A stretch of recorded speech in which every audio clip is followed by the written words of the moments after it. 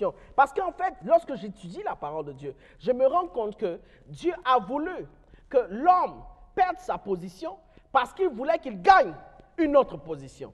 Je vous explique. Lorsque l'homme s'en va et perd sa position et commence à adorer les animaux, il commence à mettre des bois et à fabriquer des icônes, à fabriquer des figures et à se prosterner devant elle en disant « Voici mon Dieu », des petites figurines, ce genre de choses pour dire « Voici mon Dieu », l'homme est en train de perdre sa position. Et il laisse des feuilles, maintenant il crée des feuilles, des choses avec qui font partie du règne végétal et il laisse ces choses-là venir être son Dieu.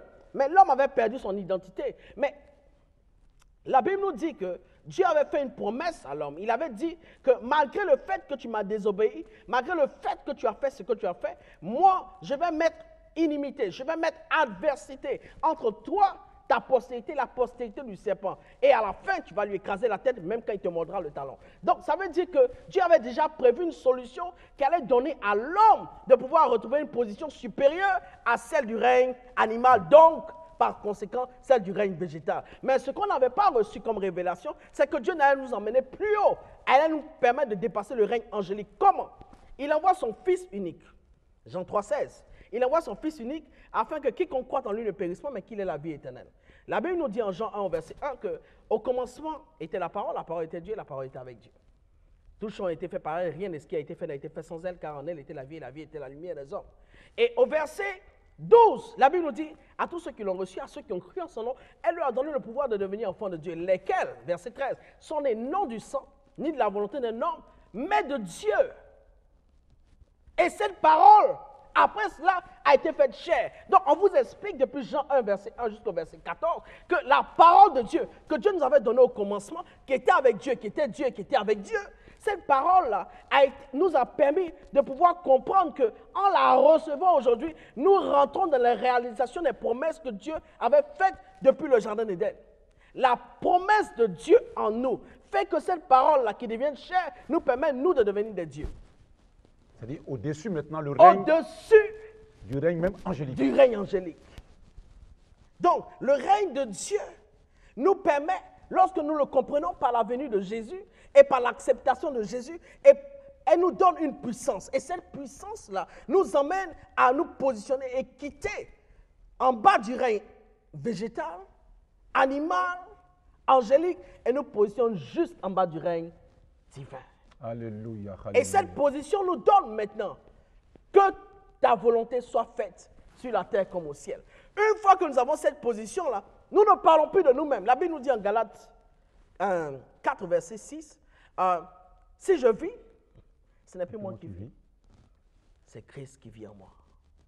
Tout ce que je fais maintenant, ce n'est plus de mon chef, c'est Christ qui le fait par moi, par lui en moi. Et lorsque j'accomplis les choses, je les accomplis comme si c'était Jésus qui les accomplissait. Donc le règne de Dieu dans ta vie t'emmène à regarder les situations, non pas comme toi. Tu veux? Non comme pas toi-même. Mais le règne de Dieu t'emmène à regarder les situations comme Jésus les regarderait. Donc quand tu regardes l'exemple du maître, Jésus, quand il regarde l'eau, il ne voit plus l'eau comme étant une situation qui t'empêche d'accéder à un point A à un point B. Jésus a décidé de régner ce qu'on appelle la nage, de régner ce qu'on appelle les bateaux, et il a décidé de défier la poussée d'Archimède pour marcher tout simplement sur l'eau. Pourquoi? Parce qu'il avait en lui la nature de Dieu. Il était Dieu. Donc les éléments de la nature étaient en dessous de lui.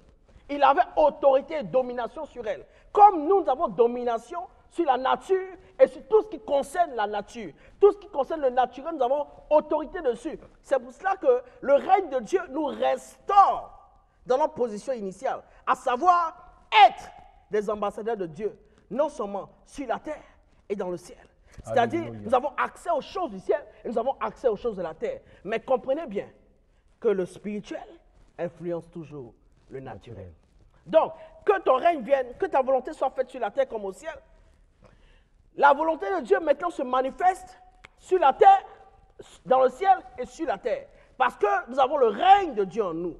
Mais le règne de Dieu ne s'arrête pas là. Que ta volonté soit faite sur la terre comme au ciel. Donne-nous aujourd'hui notre pain quotidien. C'est-à-dire, maintenant, nous ne pleurons plus pour avoir notre pain quotidien. En parlant du pain quotidien, nous parlons de la révélation que Dieu nous donne qui nous permet de vivre. Chaque jour, l'homme intérieur se renouvelle par l'Esprit de Dieu en nous, par sa parole. Sa parole nous donne une certaine identité, une certaine position qui fait que lorsque tu es dans une situation où tu as perdu certains repères, la parole de Dieu vient t'éclairer.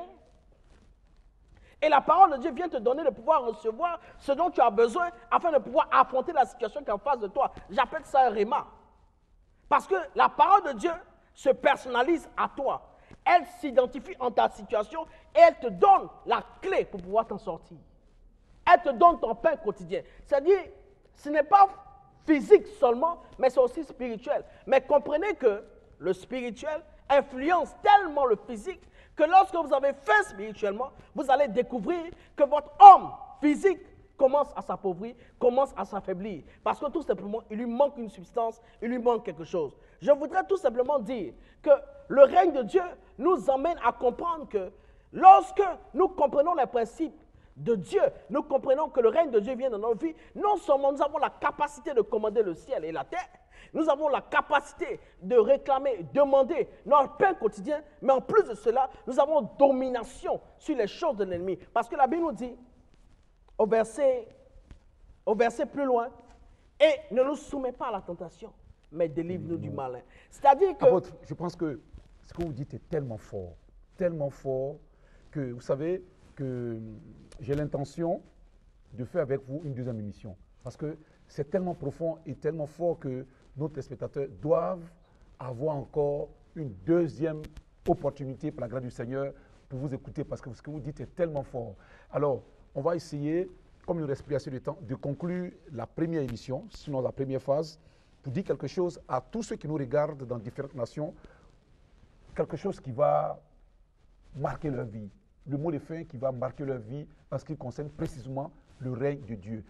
Vous avez dit que, étant donné que Christ est venu et nous a rachetés, nous sommes maintenant à un niveau supérieur à celui des anges. Je voudrais que vous dites quelque chose à ceux qui nous regardent, pour qu'ils sachent qu'ils n'ont plus à se laisser manipuler par le diable, mais Christ en eux, ils ont le règne de Dieu. Amen.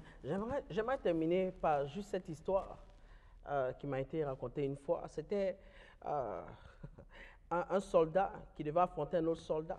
Et ce soldat arrivait avec des kalachnikovs, avec des RPG, des missiles sol-sol, des missiles sol-air, toute une artillerie. Et le monsieur est arrivé juste avec un couteau. Et le monsieur est arrivé avec un couteau, vous savez ce qui s'est passé? Le monsieur qui avait toute l'artillerie a commencé à courir et à fuir. Donc, tous ses amis qui regardaient le combat se sont demandé, mais pourquoi est-ce que tu as tout cet équipement-là et tu fuis devant le couteau? Parce que le couteau ne sera jamais capable d'arriver à toi avant que la balle ne le tue. Mais pourquoi est-ce que tu fuis? Tout simplement, et le monsieur répond qu'il ne savait pas que c'était un couteau qu'il avait dans sa main. Il a pensé que c'était la bombe H.